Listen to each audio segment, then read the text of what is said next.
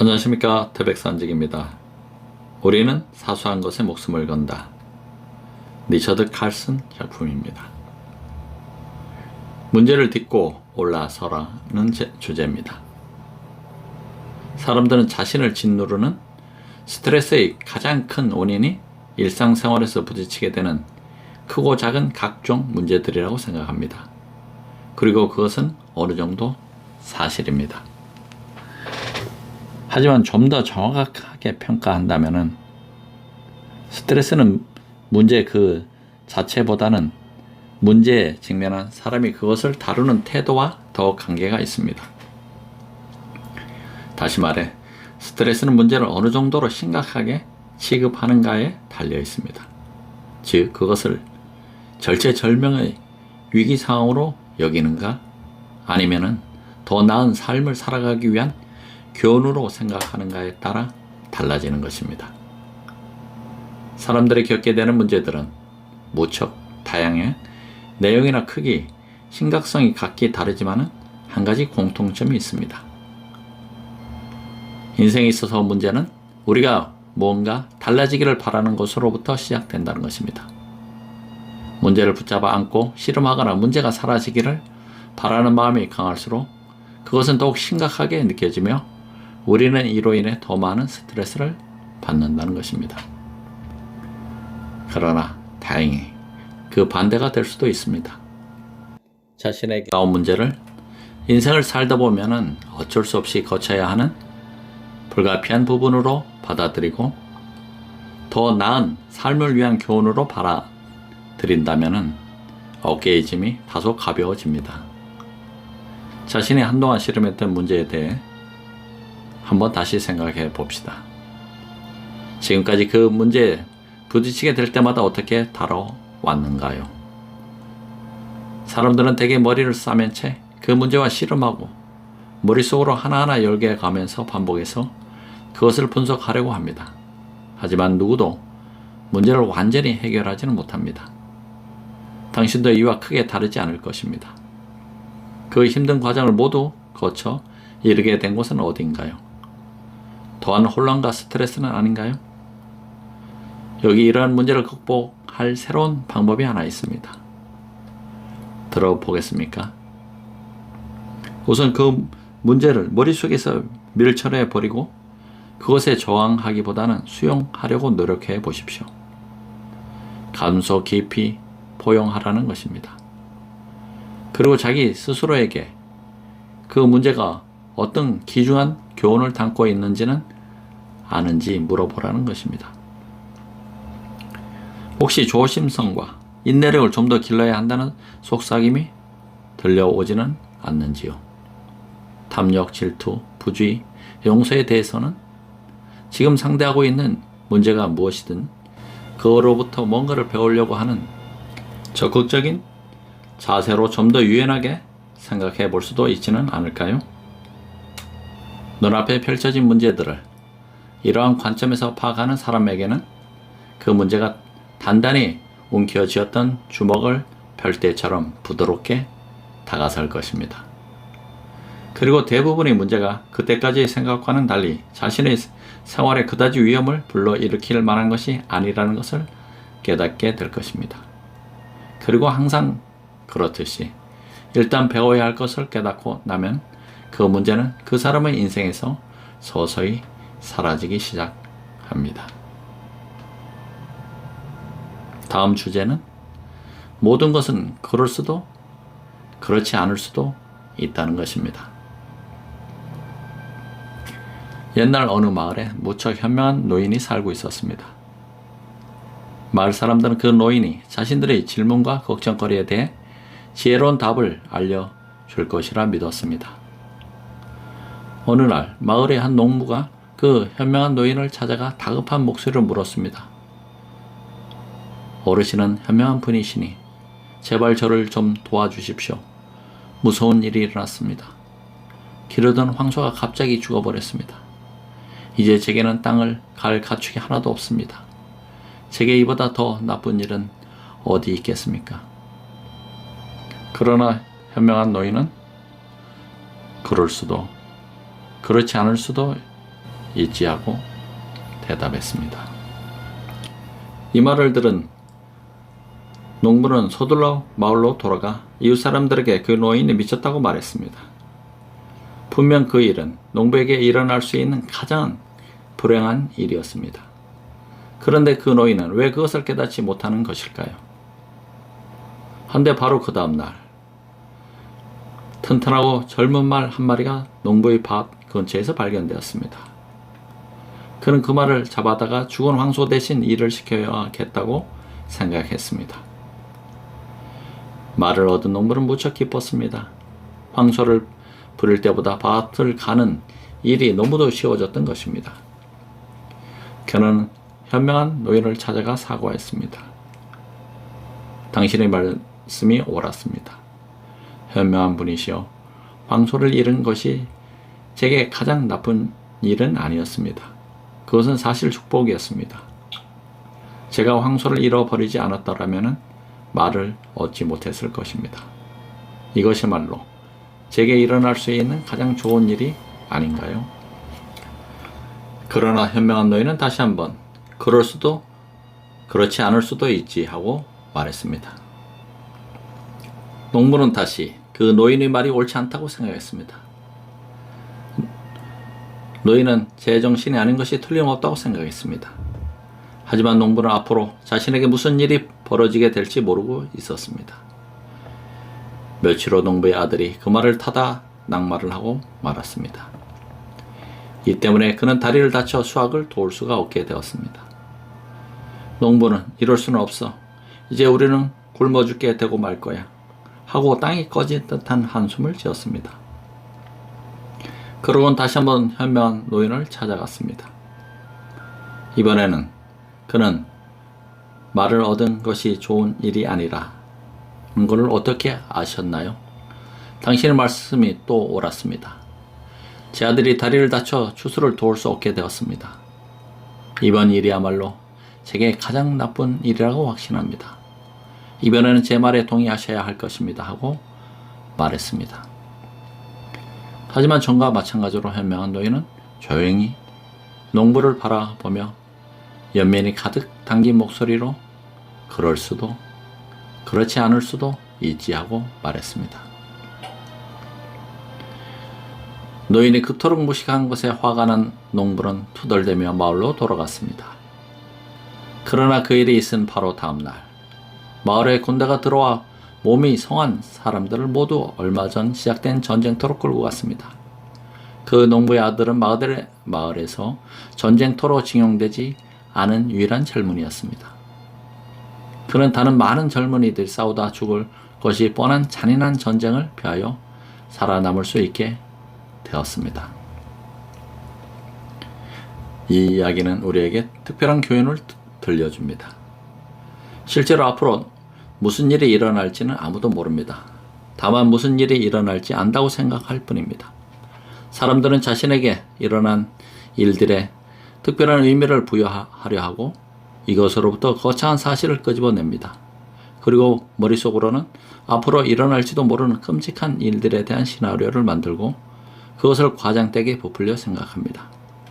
그러나 대개의 경우 사람들의 지나친 욕심은 빗나가기 마련입니다. 냉정을 유지하고 여러 가능성을 향해 마음을 열어 놓을 때야 비로소 결국에는 모든 것이 잘 되리라는 확신이 서게 됩니다. 다음을 반드시 명심하십시오.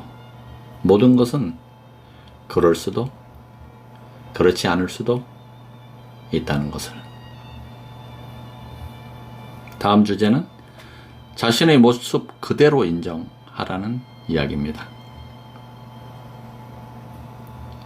그리스인 조르바는 자신을 완전한 실패자라고 자주 했습니다. 하지만 사실 누구에게든 삶은 언제나 완전한 실패로 끝나는 것일지도 모릅니다. 다만 그렇게 되지 않기를 간절히 원하고 또 원할 뿐 그럼에도 불구하고 자신이 완벽하지 못하는 사실을 받아들이는 사람은 아주 드뭅니다. 오히려 스스로에게든 다른 사람에게든 인정받을 수 없다고 생각되는 자신의 일부를 부인하려고만 합니다. 그러나 자신의 모든 대부분을 그대로 받아들이는 사람만이 자신에 대해서도 좀 더 너그러워지고 스스로를 연민의 눈길로 바라볼 수 있습니다. 불안감에 떨면서도 완전한 척 하기보다는 조금 두렵기는 하지만 곧 괜찮아질 거야 하며 자신의 불안전함을 스스럼 없이 받아들여야 비로소 세상 속으로 당당히 걸어 들어갈 수 있는 것입니다. 자신의 내부에서 일어나는 질투심이나 탐욕, 분노와 같은 바람직하지 않은 감정을 부인하거나 마음속에 묻으려 하지 말고 솔직하게 드러내놓고 인정하십시오. 그것만이 자신을 얽매는 나쁜 감정들로부터 벗어나 성장으로 한 걸음 나아갈 수 있는 길입니다. 즉, 부정적인 감정을 자신을 망칠 수도 있는 대단하거나 두려운 존재로 생각하지 않을 때에야 비로소 그것들을 겁내지 않게 되는 것입니다. 잘난 부분, 못난 부분, 아름다운 마음씨, 추악한 욕심, 그것이 어떤 것이든 간에 자신을 이루고 있는 모든 부분에 대해 열린 태도를 취하십시오. 그러면 더 이상 흠잡을 데 없는 사람처럼 행동하거나 완벽한 사람이 되는 것을 바라지 않고 자신을 현재의 모습 그대로 받아들일 수 있게 될 것입니다. 부정적인 면들과 함께 그동안 신뢰하지 않거나 깨닫지 못했던 자신의 긍정적이고 놀라운 면을 알아차릴 수 있는 것도 이 방법을 통해 얻을 수 있는 효과입니다. 사람들은 대개 마음속에 사리사욕을 품고 행동하지만은 때로는 믿을 수 없을 만큼 이타적으로 행동하기도 합니다. 간혹 불안해하고 두려움에 떨기도 하지만은 대부분의 경우 용감하게 행동합니다. 초조함에 쫓기지만 동시에 무척 느긋해질 수도 있습니다. 자신의 모습 그대로 열린 마음으로 대하는 것이 난 그다지 완벽한 인간이 아니지만은 나는 지금 그대로의 모습을 사랑해 하고 말하는 데서부터 시작됩니다. 그렇다 보면은 마음 한구석에서 부정적인 성향이 삐쭉 고개를 내밀더라도 그것은 단지 자신을 이루고 있는 커다란 그림의 한 조각일 뿐임을 깨달을 수 있습니다. 그러니 자신의 부정적인 면을 부끄러워하고 매일같이 그 결함을 숨기기 위해 절망적인 노력을 기울이기보다는 사랑과 호의, 넓은 아량으로 스스로를 대하십시오. 어쩌면 실제로 완전한 실패작인 사람도 그 사실을 그대로 받아들이고 나면 삶에 대해 느긋해질 수 있을 것입니다. 다음 주제는 느긋하게 기다려라는 얘기입니다. 내가 지금까지 권한 삶의 방식들은 좀 더 느긋하고 평화롭고 사랑으로 충만한 사람이 되는 것에 초점이 맞춰져 있습니다. 하지만 이번 장의 핵심은 느긋한 마음으로 세상과 자신의 삶을 대할 경우 살다 보면 늘상 부딪히게 마련인 여러 가지 일들과 맞닥뜨렸을 때 지나치게 긴장하거나 걱정하지 않을 수 있다는 단순한 진리를 깨닫게 하는 것입니다. 이 말을 마음속에 담아두고 자주 연습해 보십시오. 그리고 완벽해지려고 애쓰지 말고 무엇보다 자신에게 얼마간의 여유를 주십시오. 요즘 사람들은 마음의 여유가 없고 항상 초조해야 하며 쉽게 절망하고 스트레스에 시달리거나 과민 반응을 보이는 경우가 많습니다. 그리고 그런 생활에 익숙해져 있습니다. 하지만 그렇다 하더라도 괜찮습니다. 인생은 한 가지 일이 끝났다고 생각하면 곧 다른 일이 찾아오는 끊임없이 반복되는 메비우스의 띠와 같습니다. 실패한다 해도 그 즉시 다시 시작해도 늦지 않습니다. 평화로운 마음의 소유자가 되려고 노력하는 동안에 사람들이 가장 많이 저지르는 실수는 약간의 태보나 사소한 실패에도 금방 낙담한다는 것입니다. 그러나 나는 실수를 학습의 기회, 즉 성장과 비전을 이끌어내는 수단으로 생각하라고 말하고 싶습니다. 맙소사, 이번에도 또 실패하고 말았어. 좋아, 그렇다면 다음번에는 다른 방법으로 해보겠어 하고 말해보십시오. 시간이 지나면서 인생에 대한 대응이 극적으로 변화하는 것을 몸으로 느낄 수 있을 것입니다. 하지만 그 일은 어느 날 갑자기 일어나지는 않습니다.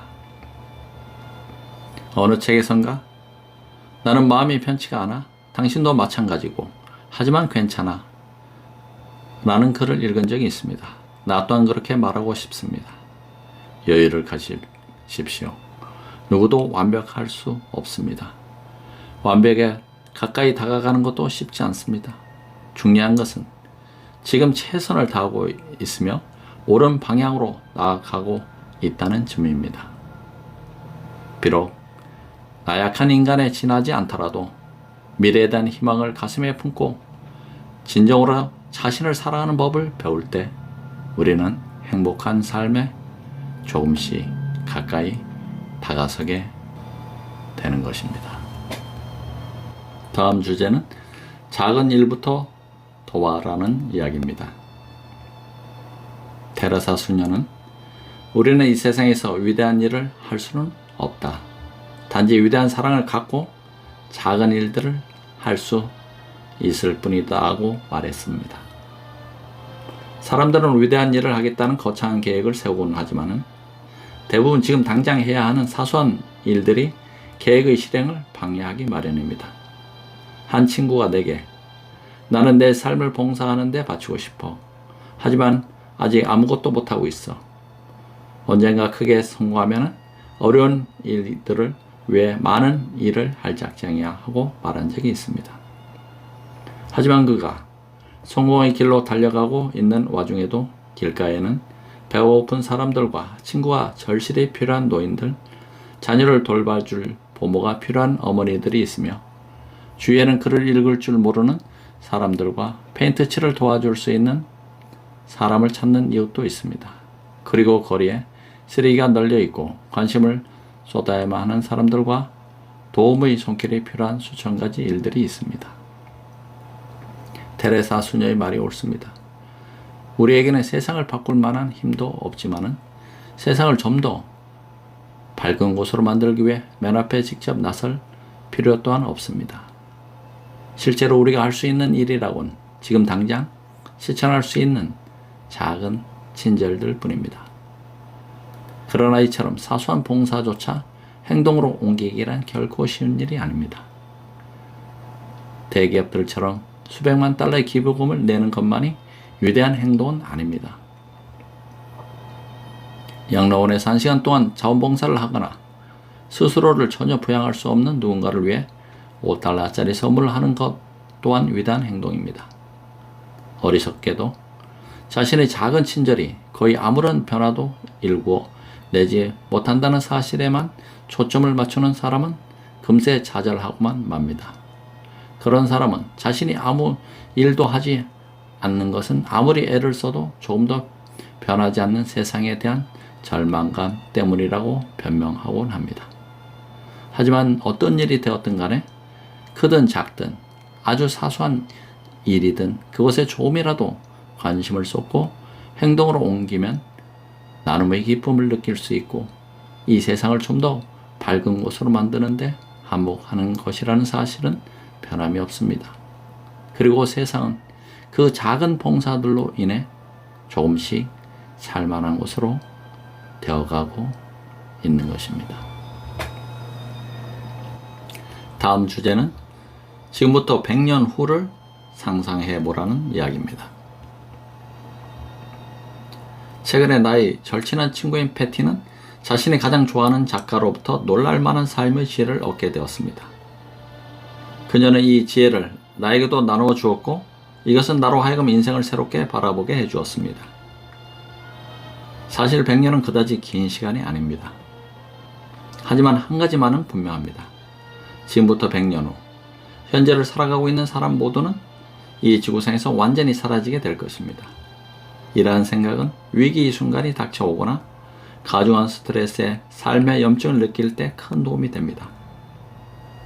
가령 자동차 타이어가 갑자기 펑크 나거나 열쇠를 집안에 둔 채 문을 잠궜다 해도 그것이 지금부터 100년 후에는 무슨 의미가 있겠습니까? 누군가가 불친절하게 대하거나 거의 매일 밤 늦게까지 일을 해야 하는 경우는 어떠합니까? 집안이 엉망진창이거나 컴퓨터가 고장나는 경우는 어떻습니까? 몹시 기다렸던 휴가를 갈 수 없고 새 차를 살 수 없거나 더 큰 아파트로 이사 갈 수 없는 경우는 또 어떠합니까? 이러한 상황들을 비롯한 삶의 대부분은 100년 후라는 관점에서 비추어 보면 좀 더 깊이 있고 다른 시각에서 바라볼 수 있는 문제들입니다. 어느 날 아침 출근하자마자 나는 사소한 문제에 부딪히게 됩니다. 이중으로 예약이 되는 바람에 두 사람이 동시에 같은 장소에 나타나는 것입니다. 한데 나는 그 순간을 별다른 스트레스 없이 긴장하지 않고 넘길 수 있었던 것은 지금부터 100년 후에는 아무도 이 순간을 기억하지 못할 것이며 상관하지 않을 것이라는 사실을 떠올린 덕분이었습니다. 나는 솔직하게 실수에 대해서 인정했고 그중 한 명 기꺼이 약속을 다시 정했습니다. 여느 때와 마찬가지로 그것은 하마터면 너무나 쉽게 엄청난 일로 바뀔 수도 있는 사소한 일에 지나지 않았습니다. 다음 주제는 문제를 대하는 태도를 바꿔라는 이야기입니다. 기쁨과 보람이 인생의 한 부분을 장식하는 것처럼 장애와 문제도 우리 인생의 일부분입니다.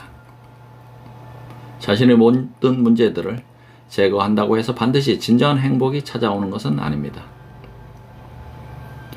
다만 문제를 대하는 태도를 변화시키고 이것이 자신을 깨어나게 하는 잠재적인 원동력이라 생각하며 인내력의 실천임과 동시에 뭔가를 배우는 기회라 여길 때 비로소 행복은 찾아옵니다. 순간 삶의 가장 기본적인 원리는 인생의 문제들이야말로 바로 마음의 문을 열어놓은 훈련을 위한 최적의 기회로 활용한다는 생각에 토대를 두고 있습니다. 살다 보면 반드시 해결해야만 하는 골칫거리들과 부딪히게 될 수도 있습니다.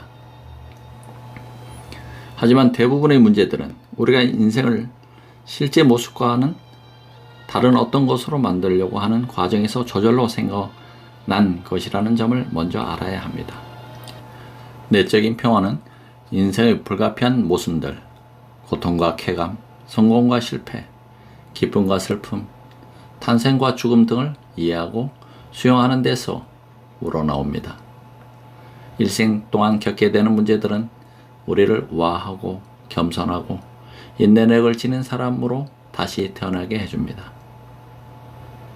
불교에서는 고난을 성장을 일구어내고 평화로운 삶을 살아가는 데 있어 무척 중요한 밑거름으로 간주합니다. 인생이 너무 탄탄대로일 경우에는 진정한 성장을 위한 기회가 그만큼 줄어든다고 여기기 때문입니다. 실제로 티베트의 어떤 기도문에는 이렇게 적혀 있습니다. 저희 마음이 진정으로 깨어나고 자유와 우주적인 연민을 진실로 실천할 수 있도록 제가 여행하는 동안 적절한 난관과 고통을 내려주십시오. 그렇다고 문제를 찾아 나서라고까지 얘기할 생각은 없습니다. 하지만 문제를 회피하거나 없애려는 데 시간을 낭비하지 말고 오히려 자연스럽고 중요한 삶의 일부로 수용하는 데 좀 더 시간을 투자하면 인생이 전투보다는 춤과 흡사하다는 사실을 곧 깨닫게 될 것입니다. 이러한 수용의 철학은 인생이라는 강물의 흐름을 거슬리지 않고 따라가는 마음과 자세에 뿌리를 두고 있습니다.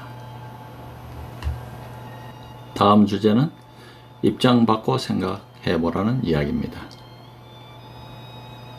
누군가와 언쟁을 벌이면서 도저히 그의 의견에 동의할 수 없다는 생각이 들 때 한 번쯤은 자신이 확고한 만큼이나 상대방 또한 자신의 입장에 대해 확고 부동하는 점을 상기해 보십시오.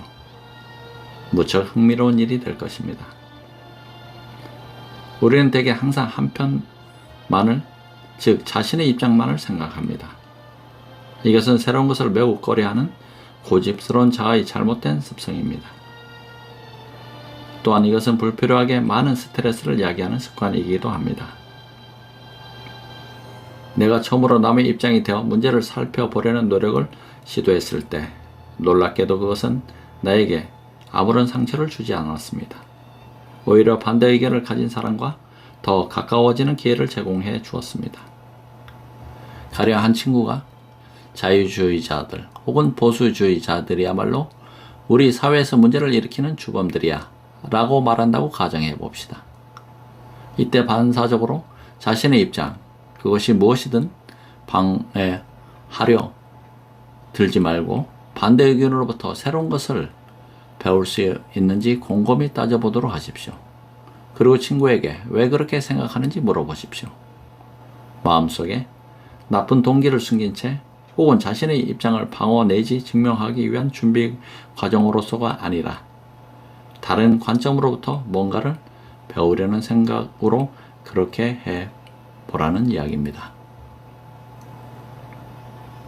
친구의 생각이 틀리다는 것을 증명하거나 그의 시각을 수정하는 것이 뭐가 그리 중요합니까?